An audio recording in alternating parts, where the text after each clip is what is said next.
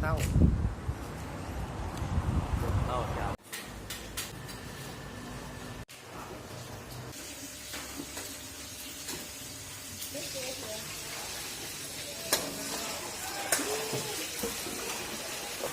เนี่ยวะ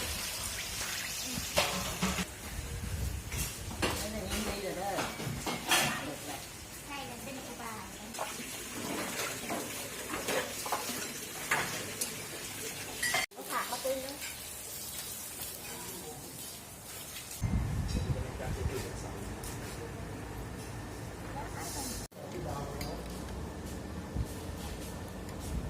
ห้แบบหนาเป็นกินเนี่ยบอกว่ามันไม่เคยกินทุเรียนหวานคำน้อยบอกคักต้องใช้คำใหญ่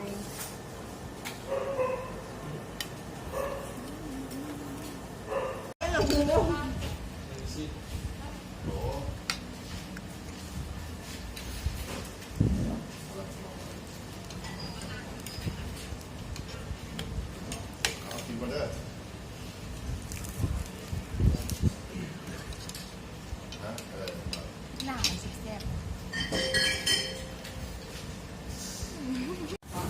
ตอนนั้นเสียแว่น